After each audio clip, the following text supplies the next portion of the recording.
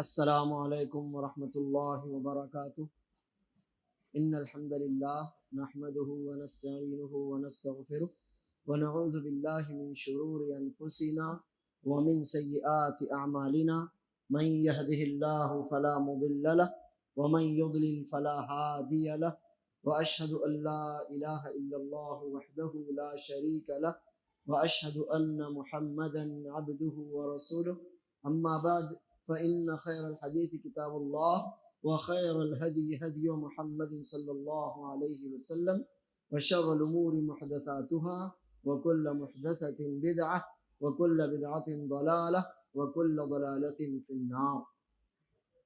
محترم حاضرین، بزرگوں، نوجوانوں، معصوم بچوں اور قابل قدر قابل احترام ماؤں، بہنوں اور بیٹیوں، الحمدللہ ہم اس کے پہلے کا جو باب تھا، جو چیپٹر تھا، من تبرک بشجر او حجر او نحوہما، کہ اگر کوئی بندہ درخت سے یا پتھر سے یا ان جیسی چیزوں سے اگر تبرک حاصل کرتا ہے تو اس کا کیا حکم ہوگا.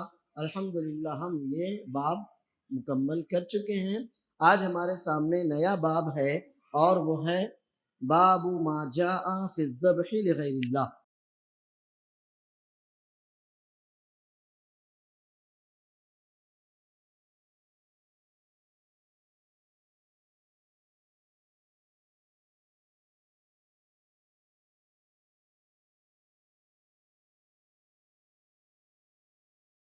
یہ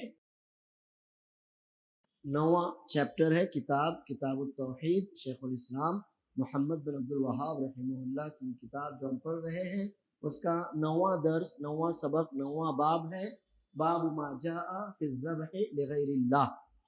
اللہ کے علاوہ کے لیے، اللہ کے علاوہ کی خاطر، اللہ کے علاوہ کو خوش کرنے کے لیے، اللہ کے علاوہ کا تقرب حاصل کرنے کے لیے، اللہ کے علاوہ کے نام پر ذبح کرنا. لغیر اللہ، غیر اللہ، اور لام کے لیے قصد و ارادہ بھی ہو سکتا ہے، خوشی رضا بھی ممکن ہے، تقرب بھی ہے، ساری چیزیں اس میں داخل ہیں. تو اگر کوئی بندہ اللہ کے علاوہ کے لیے ذبح کرتا ہے تو اس کا کیا حکم ہوگا؟ تو گویا یہ سوال، مسئلہ آپ کے سامنے ہے. اگر کوئی اللہ کے علاوہ کے لیے، یعنی اللہ کے علاوہ کے نام پر، اللہ کے علاوہ کا تقرب حاصل کرنے کے لیے ذبح کرتا ہے تو اس میں قرآن کریم اور سنت نبویہ اس مسئلے میں کیا فیصلہ کرتے ہیں، اس عمل کو کیا کہا جائے گا اور ایسا کرنے والے کو کیا کہا جائے گا. تو آئیے اب ہم دیکھتے ہیں کہ کیا ہوگا. پہلے تو یہ جان لیجئے کہ یہ جو ذبح ہے، یہ قربانی جس کو ہم کہتے ہیں، یہ عبادت. ذبح یعنی قربانی، عبادت. اگر یہ عبادت نہ ہوتی تو کوئی فرق نہیں پڑتا تھا، آپ کچھ بھی کرتے رہیں. اگر یہ عبادت نہ ہوتی تو کوئی مسئلہ نہیں تھا. مسئلہ تو عبادت کا ہے کہ اگر وہ عبادت ہے تو کیا غیر اللہ کے لیے وہ عبادت کی جا سکتی ہے؟ سوال عبادت کی وجہ سے. اگر قربانی عبادت نہ ہوتی تو کوئی فرق نہیں تھا، آپ کچھ بھی کرتے رہیں. لیکن چونکہ یہ عبادت ہے لہٰذا ضروری ٹھہرا کہ صرف اکیلے اللہ کے لیے وہ کام کیا جائے، اللہ کے علاوہ کسی اور کے لیے وہ کام نہ کیا جائے. اب سوال یہ ہے کہ ذبح یعنی جانور قربان کرنا یہ عبادت کیوں ہے؟ سوال یہ ہے کہ ذبح یعنی جانور قربان کرنا، اونٹ، بیل، گائے، بکری، بھیڑ، جن جانوروں کو ذبح کیا جاتا ہے تقرب کے لیے. تو سوال یہ ہے کہ آخر اللہ تعالیٰ نے اس چیز کو عبادت کیوں قرار دیا؟ وجہ یہ ہے کہ زندگی اور موت کا مالک اللہ ہے. زندگی اور موت کا مالک اللہ ہے. کسی کو پیدا کرنا نہ کرنا اللہ تعالیٰ کے اختیار میں ہے. اللہ تعالیٰ نے ان جانوروں کو اپنے اختیار سے پیدا کیا. ان میں روح پھونکنے والا اللہ عز و جل، ان کو زندگی دینے والا اللہ عز و جل، ان کے جسم میں خون دوڑانے والا اللہ عز و جل. تو اب اس میں اللہ کے علاوہ کسی کا کوئی اختیار اور کوئی حق نہیں ہونا چاہیے، اس لیے وہ عبادت ہے.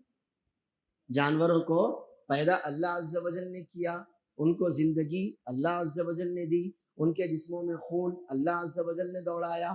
تو یہ کہ اب جب سب اللہ نے کیا تو حق بھی صرف اللہ کا ہے. اسی وجہ سے ذبح یعنی قربانی عبادت، جانوروں کو ذبح کرنا یہ کیا ہے؟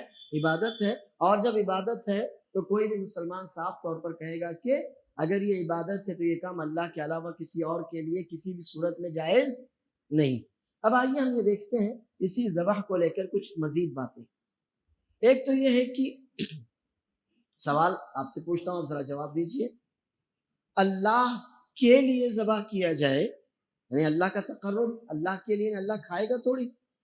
اللہ کے لیے یعنی اللہ کا تقرب حاصل کرنے کے لیے، اللہ کی عبادت کی غرض سے، اللہ کی خوشنودی، اللہ عز و جل کی رضا کے لیے اللہ کے نام پر ذبح کیا جائے اور اللہ کے لیے ذبح کیا جائے، تو یہ جائز ہے کہ جائز نہیں ہے؟ جائز ہے. یہ تو توحید ہے، یہ تو توحید ہے نا. آپ اللہ کے نام پر ذبح کریں اور اللہ کی خاطر ذبح کریں، اللہ کے نام پر ہو اور اللہ ہی کی رضا کے لیے ہو، اللہ کی خاطر ہو، اللہ کو خوش کرنے کے لیے ہو، اللہ کے تقرب کے لیے ہو، تو یہ جائز ہے یا نہیں؟ جائز ہے. یہ تو عین توحید، یہ تو عین توحید. اچھا، دوسرا سوال، آپ اللہ کے نام پر ذبح کریں مگر کسی غیر اللہ کو خوش کرنے کے لیے، کسی مزار والے بابا کو خوش کرنے کے لیے، کسی پیر کو، کسی فقیر کو خوش کرنے کے لیے، ان کا تقرب حاصل کرنے کے لیے کہ ہم یہ کریں گے. یعنی آپ نے جانور پر تو پڑھا بسم اللہ، نام لیا آپ نے اللہ کا، لیکن آپ وہ کسی مزار پر ذبح کر رہے ہیں کہ بابا خوش ہوں گے تو اللہ کے یہاں ذرا میرا مسئلہ پہنچا دیں گے. آپ نے بکرا لے گئے آپ کسی مزار پر، آپ نے وہاں پڑھا بسم اللہ، بسم اللہ پڑھ کر آپ نے اس کو ذبح کیا، لیکن مقصد کیا تھا آپ کا کہ یہ بابا، نعوذ باللہ، یہ بابا، یہ فقیر، یہ ملنگ یہ خوش ہوں گے اور اللہ کے یہاں میرا معاملہ پہنچا دیں گے، اللہ کے یہاں میری سفارش کر دیں گے. تو کیا یہ جائز ہوگا یا جائز نہیں ہوگا؟ یہ جائز نہیں، یہ تو شرک ہے، یہ جائز نہیں ہے، یہ شرک ہے. تیسری بات، یہ تیسرا سوال، آپ غیر اللہ کے نام پر ذبح کریں اللہ کے لیے، فلاں بابا کے نام سے اللہ تو راضی ہونا، یہ جائز ہوگا؟ جی نہیں، یہ بھی جائز نہیں ہے، کیونکہ بنیادی شرط تو اللہ کے نام سے ہے نا، آپ نے اسی کو الٹ دیا. اگر کوئی کہے اللہ کے نام سے اللہ کے لیے تو یہ تو توحید ہے، یہی ہونا بھی چاہیے. لیکن کوئی کہے اللہ کے نام سے غیر اللہ کے لیے تو اب تو جائز نہیں ہے. اس کا الٹا، فلاں لنگوٹ بند شاہ بابا کے نام سے اللہ کے لیے، اب کیا جائز ہوگا؟ جی نہیں، پہلی ہی بات الٹی ہو گئی. اچھا، اگلا سوال، کوئی آدمی ذبح کرے اللہ کے نام سے بسم اللہ اور مہمان آئے ہوئے ان کو کھلانا چاہتا ہے تو ہاں جائز ہے کہ جائز نہیں ہے؟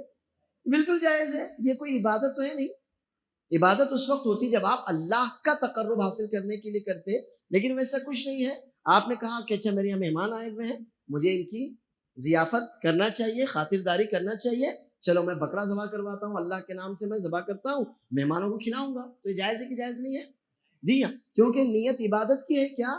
نہیں، آپ ان بندوں کو خوش کرنا چاہتے ہیں، راضی کرنا چاہتے ہیں، قریب کرنا، اس میں کوئی حرج کی بات نہیں ہے. یہ تو ایک دوسرے کے آپسی تعلقات اور صلہ رحمی میں سے ہے کہ آپ کے چچا آ گئے، کافی دنوں کے بعد آئے، آپ کی پھوپھی آ گئی، بہت سالوں کے بعد آئیں، تو آپ نے کیا کیا؟ بہت خوش ہوئے آپ نے ایک بکرا لیا، اس کو بسم اللہ کہہ کر ذبح کیا کہ میں پھوپھی کو کھلاؤں گا، چچا کو کھلاؤں گا، ماموں کو کھلاؤں گا، خالہ کو کھلاؤں گا. تو جائز ہے کہ جائز نہیں ہے؟ جی ہاں، آپ نے اللہ کے لیے، بہرحال صلہ رحمی بھی اللہ کی عبادت کی قسم ہے کہ نہیں ہے؟ مہمان کی عزت کرنا، تکریم کرنا بھی اللہ کی عبادت ہے کہ نہیں ہے؟ کیونکہ شریعت نے ہم کو پابند کیا نا مہمانوں کی عزت کرو. تو اگر آپ اللہ کے لیے ذبح کرتے ہیں، اللہ کے نام سے ذبح کرتے ہیں تو یہ توحید ہے. ایسا ہی ہونا چاہیے. آپ اللہ کے نام سے ذبح کرتے ہیں مگر غیر اللہ کو خوش کرنے کے لیے تو تو یہ حرام ہے، یہ شرک ہے. آپ غیر اللہ کے نام سے ذبح کرتے ہیں اللہ کو خوش کرنے کے لیے تو یہ بھی شرک ہے.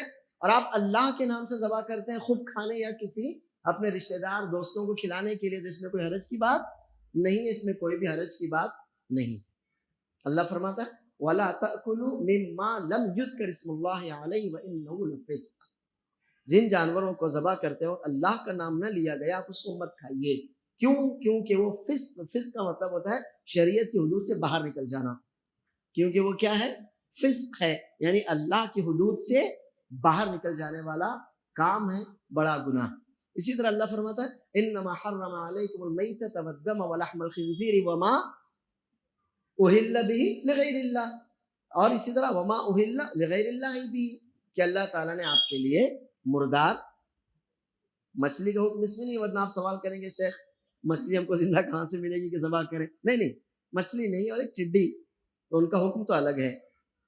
مردار بہتا ہوا خون، جب آپ جانور کو ذبح کریں تو خون بہتا ہے نا، تو وہ جائز نہیں ہے، اس کو بہنے دیجیے. آپ اس کو بہنے دیجیے.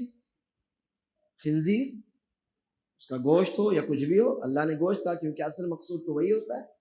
اور اللہ کے علاوہ کے نام پر جو بھی جانور آپ نے ذبح کیا ہو وہ کھانا آپ کے لیے، ہمارے اور آپ کسی بھی مسلمان کے لیے جائز نہیں ہے. اللہ نے ہمارے لیے اس کو حرام کر دیا. تو یہ چاروں شکلیں ذبح کی سمجھ میں آ گئی؟ ذبح کی چاروں شکلیں سمجھ میں آئیں؟ جی ہاں. اب اس میں سے 2 تو جائز ہیں، آپ نے فتویٰ دیا نا ابھی، آپ لوگوں نے ابھی مجھے بتایا نا کہ شیخ 2 جائز ہیں 2 جائز نہیں ہے، بتایا نا آپ نے. اب جو اصل سب سے اصل ہے وہ کون سی؟ پہلی والی جو اصل شکل ہے اس کی، وہ کون سی ہے؟ اللہ کے لیے ہو اور اللہ کے نام سے اور اللہ کے لیے، یہی ہے نا اصل. تو یہی ہے کہ نام بھی اللہ کا ہو اور خاطر بھی اللہ کی خاطر ہو کہ اللہ راضی ہوگا، اس طرح میں اللہ کا تقرب حاصل کروں گا، میں اللہ کو خوش کروں گا، اسی بہانے ایک عبادت ہو جائے گی.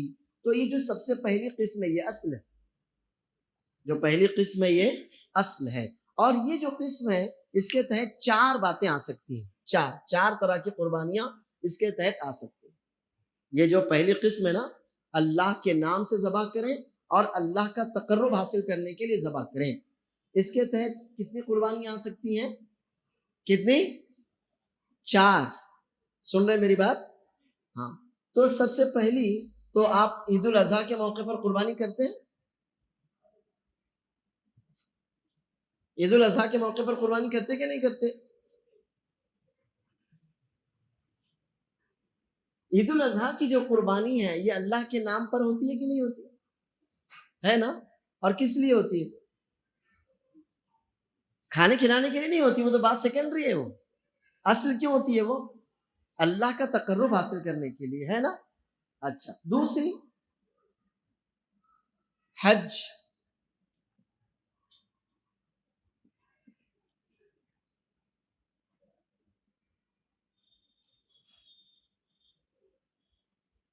اللہ ہم اور آپ سب کو سعادت سے نوازے.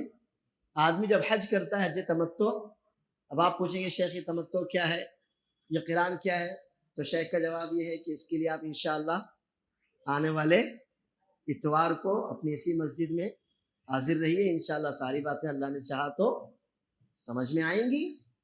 اب اگر کوئی بندہ، اللہ ہم کو بھی نوازے، حج تمتع یا حج قران کرتا ہے تو وہ قربانی کرے گا، وہ قربانی کرے گا. اللہ فرماتا ہے فمن تمتع بالعمرۃ الى الحج فما استيسر من الهدي. جو بھی حج اور عمرہ یہ دونوں عبادتیں کرے تو اس کے لیے اب جو بھی قربانی آسان ہو وہ کرے. تو حج تمتع اور حج قران جو لوگ کرتے ہیں وہ قربانی بھی کرتے ہیں، اس کو ہدی کہتے ہیں. اس قربانی کو کیا کہتے ہیں؟ ہدی. اللہ نے فرمایا والہدی معکوفا، قرآن میں یہ لفظ ہدی، فما استیسر من الہدی، اس کو ہدی کہتے ہیں، حج تمتع اور حج قران میں کی جانے والی قربانی. تیسری اس کی قسم ہے فدیہ.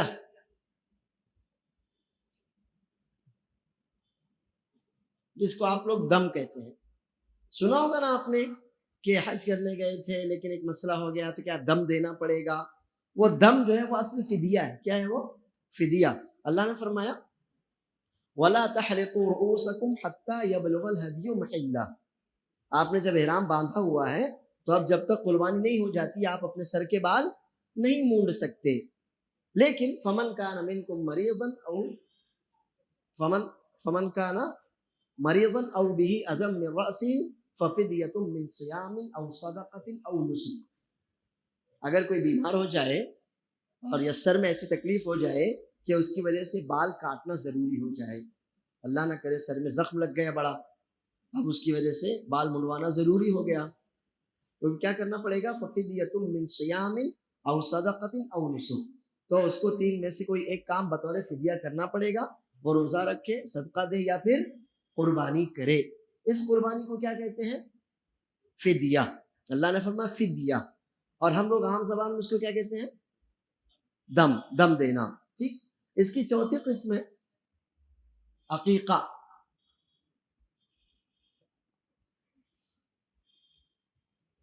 اللہ کے نام پر اور اللہ کی رضا کے لیے.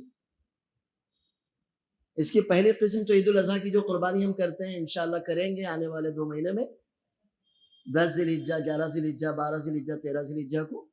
اس کے بعد دوسری حج تمتع, حج قران جو لوگ کرتے ہیں انشاءاللہ ہم بھی کریں گے, تو اس میں جو قربانیاں ہوتی ہیں ان کو ہدیہ کہتے ہیں. اور تیسری حج کا جیسے ایک مسئلہ بتایا, بال, جب تک آدمی حالت احرام میں بال نہیں کاٹ سکتا, کوئی مسئلہ ہو گیا اس نے بال کٹوا لیے تو اس کو دم دینا پڑے گا, اس کا نام کیا ہے؟ فدیہ. اور چوتھی چیز ہے عقیقہ. یہ کب ہوتا ہے؟ عقیقہ کب ہوتا ہے؟ اللہ عز و جل نے آپ کو اولاد سے نوازا, آپ اللہ کے لیے, اللہ کے نام پر شکرانے کے طور پر کہ اللہ تو نے مجھے اولاد دی, اولاد کی نعمت ہے, تو یہ تیرے لیے میں بکرا یا بکری ذبح کر رہا ہوں.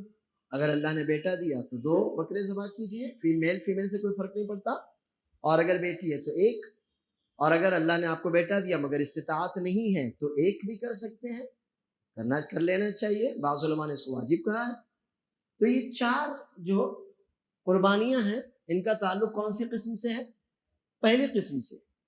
نام بھی اللہ کا اور ہمارا قصد اور ہمارا ارادہ بھی اللہ عز و جل. نام بھی اللہ کا اور ہمارا ارادہ بھی اللہ عز و جل کا تقرب حاصل کرنا ہے. تو اس میں ہم عید الاضحیٰ کی قربانی کرتے ہیں, حج کی قربانی کرتے ہیں, یا اللہ بچائے کوئی مسئلہ ہو جائے حالت احرام میں تو دم یعنی فدیہ دیتے ہیں, اور چوتھا ہے اللہ نے اولاد سے نوازا تو عقیقہ کرتے ہیں. یہ چاروں قسمیں ذبح کی ہیں.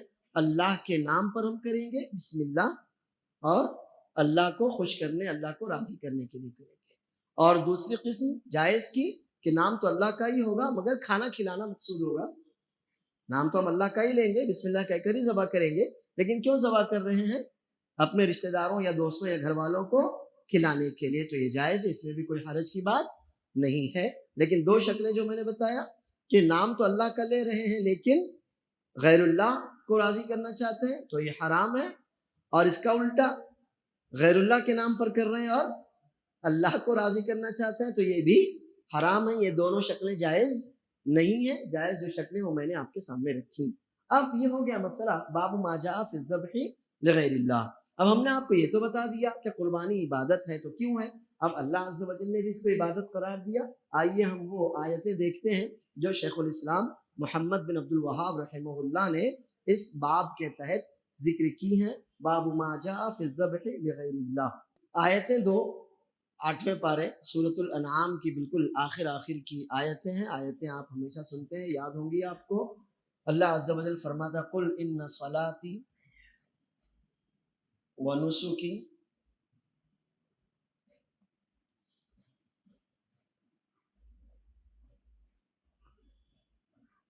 ومحیایا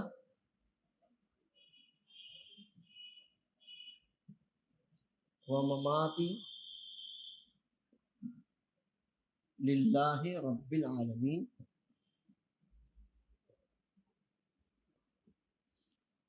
لا شریک لہ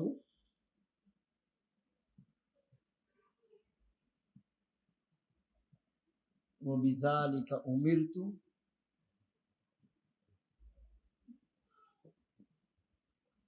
وأنا أول المسلمين.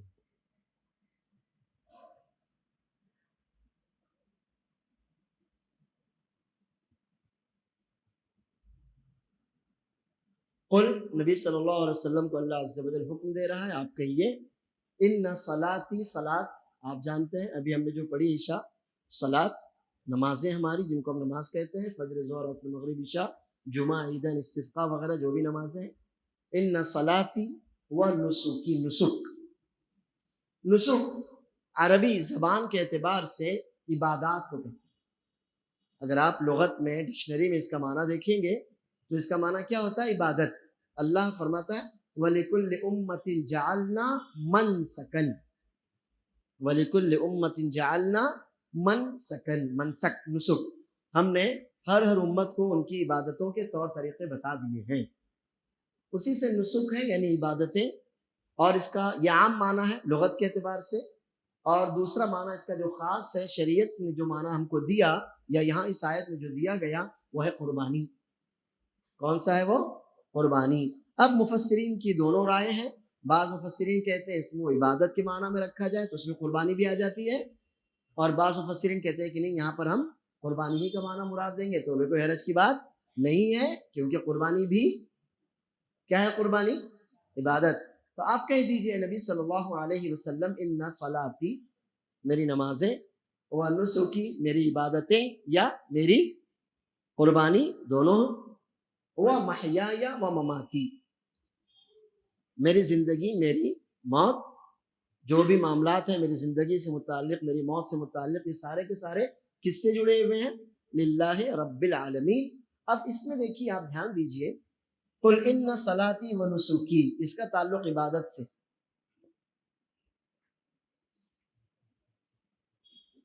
صلاۃ، قربانی، نماز اور قربانی کا تعلق کس سے ہے؟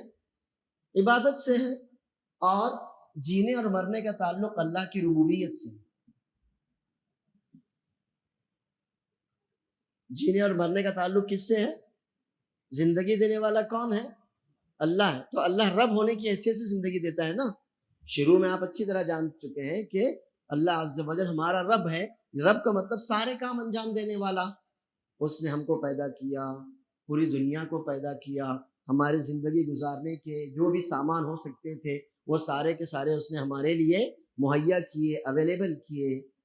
جو بھی معاملات اس دنیا میں ہو رہے ہیں ان سارے معاملات کی دیکھ ریکھ کرنے والا، سسٹم بنانے والا، نظام بنانے والا، اس سسٹم کو چلانے والا، سورج کو نکالنے والا، دن کو لانے اور رات کو لے جانے والا، یہ سارا اللہ عز و جل کا کام ہے. اور اللہ عز و جل کس حیثیت سے کام کرتا ہے؟ رب. کس حیثیت سے؟ رب ہونے کی حیثیت سے. تو میرا جینا اور میرا مرنا، اس میں کون سی توحید پائی جاتی ہے؟ توحید ربوبیت. جینا اور مرنا، اس میں کون سی توحید ہے؟ توحید ربوبیت ہے. للہ رب العالمین آگے ہے نا، ربوبیت ہے. اور صلاۃ اور نسک، نماز اور عبادتیں، نماز اور قربانی، یہ کون سی توحید ہے؟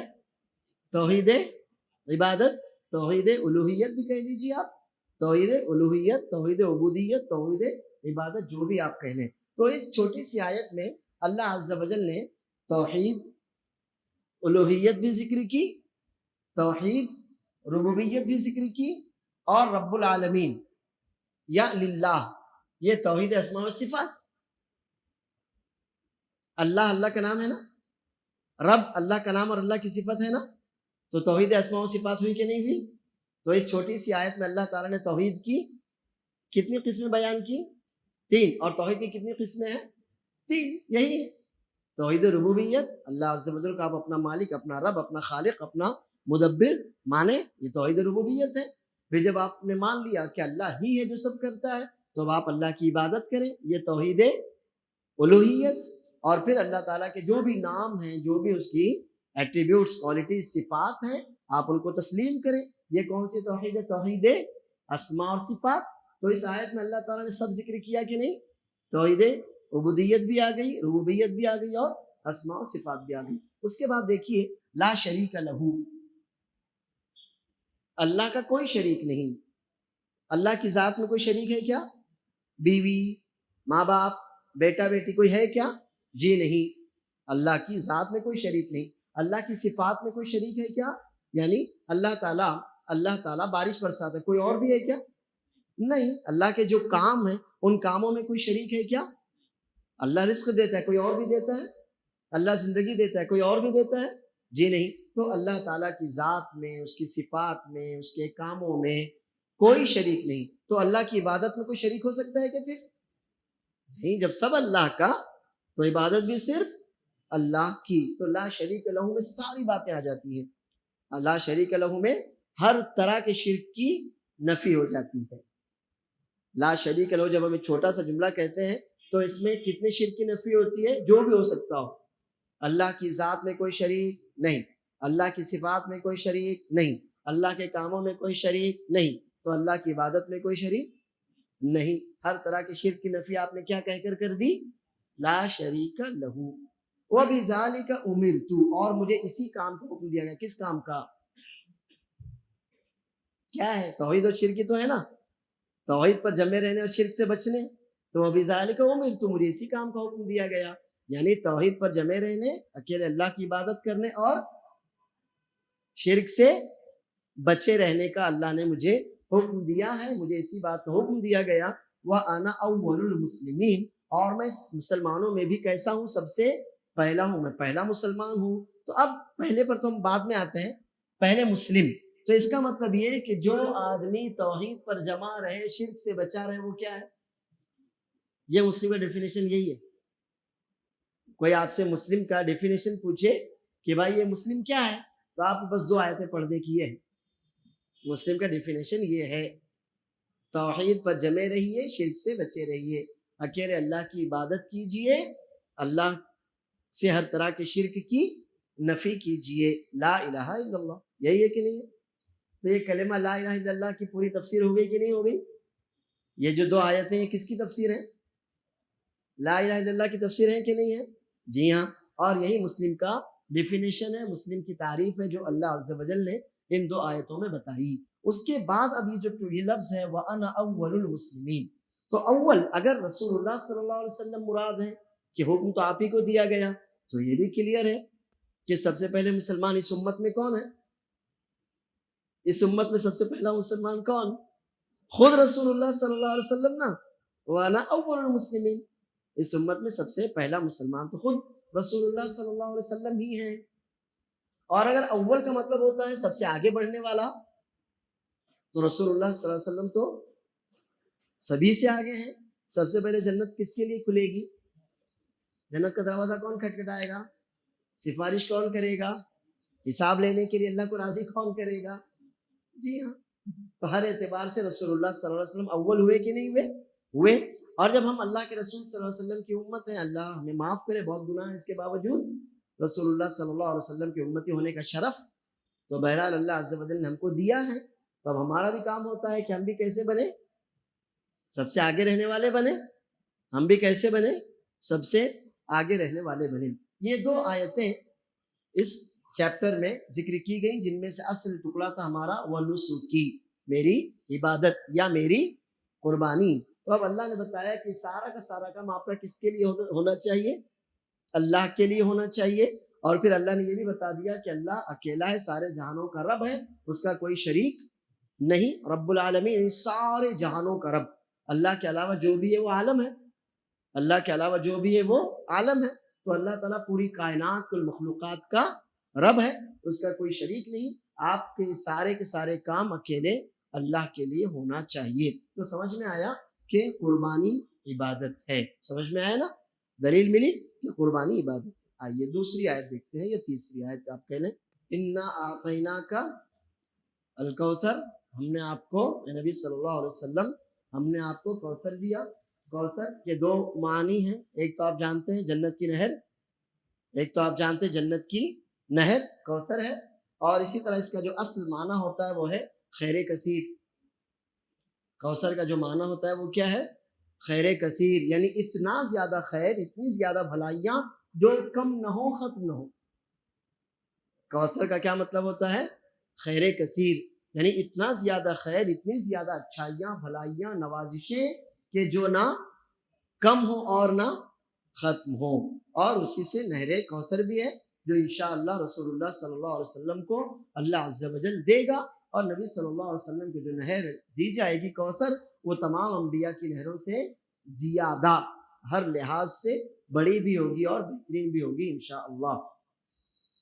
تو اب فصلی، اب آپ کا بھی کام ہے، ہم نے جب آپ کو اتنا سب کچھ دے دیا تو اب آپ کا یہ کام ہے کہ فصلی لربک، آپ اپنے رب کے لیے نماز پڑھیے۔ اس سے معلوم ہوا کہ نماز عبادت ہے جو صرف رب کے لیے ہونا چاہیے، نماز عبادت ہے جو صرف رب کے لیے ہونا چاہیے۔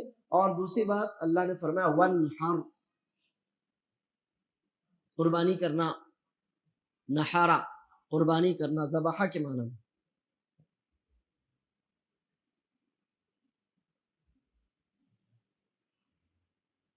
تو آپ اپنے رب کے لیے نماز پڑھیے اور اپنے رب کے لیے کیا کیجئے؟ قربانی کیجئے۔ اس سے معلوم ہوا کہ قربانی صرف کس کے لیے کی جا سکتی ہے؟ اللہ کے لیے کی جا سکتی ہے، کیونکہ اللہ عز و جل نے کیا فرمایا؟ فَصَلِّ لِرَبِّكَ وَانْحَرْ، یعنی فَصَلِّ لِرَبِّكَ وَانْحَرْ لِرَبِّكَ، آپ اپنے رب کے لیے نماز پڑھیے اور اپنے رب کے لیے ہی قربانی کیجئے۔ آپ اپنے رب کے لیے نماز پڑھیے اور اپنے رب کے لیے ہی قربانی کیجئے۔ تو یہ آیت بھی اس بات کی دلیل ہے کہ قربانی کرنا کیا ہے؟ قربانی کرنا عبادت ہے۔ اور جب قربانی عبادت ہے تو اب آئیے اس سوال کا جواب، جو ہمارا باب ہے، چیپٹر ہے، درس ہے، کیا ہے وہ؟ باب ما جاء فی الذبح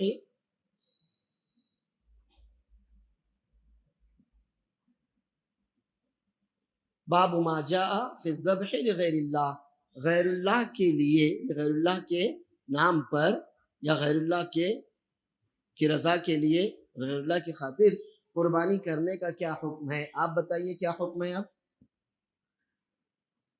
کیا حکم ہے؟ کیا ہے؟ شرک ہے نا؟ زور سے بولو نا، حلق میں دم ہوگا نا۔ اپنے وجود کا احساس دلاؤ کہ ہاں ہم زندہ ہیں، موجود ہیں، سن رہے ہیں۔ تو کیا ہوگا اگر کوئی غیر اللہ کے لیے، اللہ کے علاوہ کے لیے قربانی کرتا ہے تو اس کا حکم کیا ہوگا؟ وہ شرک۔ کیوں؟ کیونکہ قربانی عبادت، قربانی آپ کو کیسے پتا چلا قربانی عبادت ہے؟ اللہ نے فرمایا نا قل ان صلاتی ونسکی، تو معلوم ہوا قربانی عبادت ہے۔ پھر اللہ نے فرمایا فصلی لربک وانحر، تو معلوم ہوا کہ قربانی عبادت ہے۔ اور یہ تو طے ہے کہ اگر قربانی عبادت ہے تو صرف اللہ کے لیے ہونا چاہیے۔ اب اگر آپ وہ قربانی اللہ کے علاوہ کے لیے کرتے ہیں یا اللہ کے ساتھ کسی اور کے لیے بھی کرتے ہیں تو آپ کا یہ کام کیا کہلائے گا؟ آپ کا یہ کام شرک کہلائے گا۔ آپ کو نہ اس کام کے کرنے کی اجازت دی جا سکتی ہے اور نہ اس کام میں کسی طرح کا حصہ ڈالنے کی اجازت دی جا سکتی ہے۔ مثلا آپ بکرے بیچتے ہیں، آپ نہیں بیچتے ہوں گے، ایک سوال، آپ بکرے بیچتے ہیں، اب ایک آدمی آپ کے پاس آئے اور کہے کہ مجھے فلاں مزار پر قربانی کرنے کے لیے بکرا دیجئے، تو ایک موحد مسلمان ہونے کی حیثیت سے آپ کا کیا فرض بنتا ہے؟ آپ کہیں گے کہ بھائی معافی چاہتا ہوں، معذرت، میں آپ کو یہ بکرا نہیں بیچ سکتا، 10,000 کا آپ 20,000 بھی دیں گے تو میں آپ کو یہ بکرا نہیں بیچ سکتا، کیونکہ اللہ فرماتا ہے وَلَا تَعَاوَنُوا عَلَى الْإِثْمِ وَالْعُدْوَانِ، گناہ کے کاموں میں، برائی کے کاموں میں، اللہ کو ناراض کرنے والے کاموں میں آپ کسی کا ساتھ مت دیجئے۔ تو میں جب آپ مجھے بتا رہے ہیں کہ آپ یہ بکرا میرے پاس سے لے جا کر کسی جن کے نام پر، کسی بابا کے نام پر، کسی شیطان، فرشتے، بھوت، پریت، نبی وغیرہ کے نام پر ذبح کرنا چاہتے ہیں تو آپ کا یہ کام شرک ہے، اور میں آپ کے شرک میں کسی بھی طرح سے بھاگیدار، حصے دار، شریک، پارٹنر نہیں بن سکتا۔ اچھا، ایک آدمی آپ کے پاس آیا، کہا بکرا ذبح کرنا ہے، بکرا دیجیے، آپ نے بکرا دے دیا، بعد میں پتا چلا کہ اس نے تو کسی بابا کے نام پر ذبح کیا، تو پھر تو آپ کا کوئی مسئلہ نہیں ہے اس میں، تو آپ کا کوئی قصور نہیں ہے۔ آدمی آئے، اب آپ تھوڑی ایک ایک سے پوچھتے پھریں گے کیوں خرید رہا ہے، وہ لے جائے، وہ اس کو پالے، وہ اس کو بیچے، وہ اس کو صدقہ کرے، وہ اس کو ہدیہ کرے، جو بھی کرنا چاہے آپ پوچھنے کا حق رکھتے ہیں کیا؟ تو آپ پوچھنے کا حق نہیں رکھتے، لیکن اس نے خود بتا دیا، یہ اتفاق سے آپ نے پوچھ لیا تو پھر معاملہ ہوگا، لیکن آپ کو پتہ نہیں چلا، وہ لے کے گئے آپ کے پاس سے اور کر دیا قربانی غیر اللہ کے نام پر، تو آپ اس میں قصوروار نہیں ہیں۔ بات سمجھ میں آ گئی؟ بات سمجھ میں آئی؟ وباللہ التوفیق، وصلی اللہ وسلم وبارک علی نبینا محمد۔ اگر آج کے درس میں کوئی سوال ہے تو جانور ذبح کرتے ہیں تو نام بدلا ہوا ہے انہوں نے اس کا، صرف نام بدلا ہے کیا؟ یعنی عقیقے کا نام بدلا ہے، تو نام بدلنے سے کوئی فرق نہیں پڑتا، یعنی اللہ عز و جل نے نام پھر کیا ہے؟ ہاں بولنے لگ گیا، یعنی بچہ بولنے لگ گیا تو اس خوشی میں آپ جانور ذبح کرتے ہیں یا پارٹی دیتے ہیں یا دعوت دیتے ہیں اس خوشی میں، تو ہاں تو دیکھیے اصل تو یہ ہے کہ آپ کا بچہ مثلاً پاس ہو گیا، 10ویں میں آپ کا بچہ رزلٹ آیا، ماشاءاللہ بچہ پاس ہو گیا، اچھے نمبرات اس کے آئے، 12ویں میں آپ کا بچہ ہے ماشاءاللہ بچہ پاس ہو گیا، تو ایسی کوئی خوشی اگر آپ کو ملے تو آپ دعوت دے سکتے ہیں کہ نہیں؟ اس دعوت کے لیے آپ 2-4-6 بکرے قربان کر سکتے ہیں کہ نہیں؟ اس میں کوئی حرج کی بات نہیں ہے، کیونکہ وہ عبادت نہیں ہے، یہ عادت، وہ عبادت نہیں ہے، یہ کیا کہتے ہیں لوگوں کے ساتھ آپ جب رہتے ہیں کسی معاشرے میں، جب آپ کسی کے یہاں جاتے ہیں دعوت پر تو آپ کو بھی فرض بنتا ہے نا ایک آدھ بار بلا لیجیے دوسروں کو، تو اس کے لیے کوئی مناسبت چاہیے ہوتی ہے، مناسبت یعنی کوئی موقع چاہیے ہوتا ہے۔ اب یہ ہوا کہ ہمارے یہاں کوئی بات تھی، ہم نے آپ کو بلایا، پھر آپ کے یہاں تھی، ہم آپ کے یہاں گئے، اسی طرح سے لوگوں کے تعلقات آگے بڑھتے چلے جاتے ہیں، تو اگر ایسا ہوتا ہے کہ کوئی اچیومنٹ ہے، کوئی آپ کے بچے نے کوئی یا خود آپ نے کوئی بڑا مقصد حاصل کر لیا، اللہ تعالیٰ نے آپ کو کوئی خوشی دے دی، آپ نے اپنا گھر بنا لیا یا کوئی اچھی گاڑی خرید لیا آپ لوگوں کو بلا سکتے ہیں، بے شک اس میں کوئی حرج کی بات نہیں ہے، بس حرج کیا ہے؟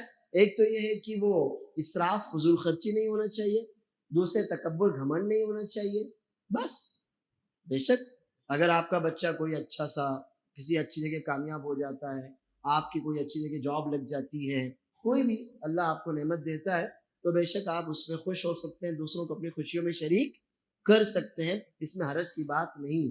لیکن یہ جو آپ لوگ بسم اللہ کے نام پر کہہ رہے ہیں کہ بچے نے چلنا سیکھا تو یا بولنا سیکھا، اب ہم اس پر بکرے ذبح کریں اور دعوتیں دیں، تو سلف سے یہ چیز ثابت نہیں ہے، اس لیے ہم نہ کریں تو انشاءاللہ خیر، چونکہ ہمارے اسلاف سے اس طرح کی چیز ثابت نہیں ہے کہ بچے نے آج رینگنا سیکھا تو دعوت دو، پھر تھوڑا کھڑا ہونا سیکھا تو دعوت دو، پھر چلنا سیکھا تو دعوت دو، پھر کاٹنا سیکھا تو دعوت دو، ایسا تو کچھ ہے نہیں، اس لیے اگر آپ اس طرح کی دعوتیں نہ دیں تو انشاءاللہ اس میں خیر ہے، اور اسی طرح کی دعوتوں میں نہ جائیں تو انشاءاللہ اس میں خیر ہے، واللہ عنہ۔ سوال ہے آپ کا کہ بقرعید عید الاضحیٰ کہیے اس کو، بقرعید تو کوئی عید نہیں ہے، ہمارے اسلام میں 2 عیدیں ہیں، ایک ہے جو ابھی ہوئی عید الفطر، اور دوسری انشاءاللہ جو ابھی آئے گی اللہ نے چاہا عید الاضحیٰ، تو اس کو پہلی بات تو یہ کہ بقرعید نہیں بولنا چاہیے، بالکل بھی نہیں بولنا چاہیے، جو نام شریعت نے اس کا ہم کو دیا ہے وہی نام ہماری زبان پر رہے۔ کیا نام ہے ہمارے یہاں؟ جو رسول اللہ صلی اللہ علیہ وسلم نے نام ہم کو دیا وہ نام تو عید الاضحیٰ اور عید الفطر ہی ہے نا، لہٰذا ہم اس کو عید الفطر اور عید الاضحیٰ ہی کہیں، تو انشاءاللہ عید الاضحیٰ کا جب موقع آئے گا تو اس وقت جن کو اللہ عز و جل نے استطاعت دی ہے وہ بکرے ذبح کریں، جن کو اس سے کم استطاعت ہے بے شک وہ بڑے جانور میں گائے بیل میں 7 حصے لیں، تو جہاں تک 7 حصوں کی بات ہے تو اصل یہی ہے کہ اس میں 7 حصے لیے جائیں، گائے یا بیل میں اصل کیا ہے؟ 7 حصے لیے جائیں۔ اب 2 ہی لوگ ہیں تو ایک بندہ 4 حصے لے، دوسرا بندہ 3 حصے لے، لیکن اس میں 7 حصے ہوں گے، 7 سے کم بھی نہیں اور 7 سے زیادہ بھی نہیں، واللہ عنہ۔ لیکن عقیقے میں نہیں، ہاں پہلی بات تو یہ کہ عقیقہ بڑے جانور میں نہیں ہوتا، اونٹ میں، گائے میں، بیل میں، مچھلی میں عقیقہ نہیں ہوتا، عقیقہ بکرے میں ہوتا ہے، اور پھر اس میں کوئی حصہ بٹوارا بھی نہیں ہوتا، اتنا ہے کہ اللہ عز و جل نے آپ کو استطاعت دی ہے، بیٹا ہوا 2 بکرے ذبح کیجئے، بکرا بکری میل فیمیل سے فرق نہیں پڑتا، اور اگر بیٹا ہوا لیکن استطاعت بہت زیادہ نہیں ہے تو پھر آپ 1 بکرا یا بکری بھی ذبح کر سکتے ہیں، اس میں بھی کوئی حرج کی بات نہیں ہے۔ یہ بھی ہو سکتا ہے کہ آپ سوچیں اللہ نے مجھے بیٹے سے نوازا ہے دو بکرے اگر میں ذبح کروں گا، 2 بکروں میں گوشت نکلتا ہے مان لو 30 کلو. اب 30 کلو گوشت میں میرے تو رشتہ دار، پڑوسی، دوست، احباب ہو جائیں گے 1000 2000. تو کیا میں اور بھی بکرے ذبح کر سکتا ہوں یا اور بھی گائے بیل کا گوشت ملا؟ تو اس میں کوئی حرج کی بات نہیں، اس میں کوئی حرج کی بات نہیں. لیکن عقیقے کے نام پر جو بکرے ذبح کریں گے وہ اولاً تو وہ بکرے یا بکری ہوں گے، اور دوسرے 1 یا 2 ہوں گے، اس سے زیادہ کے نام نہیں ہو سکتے. اللہ عنہ.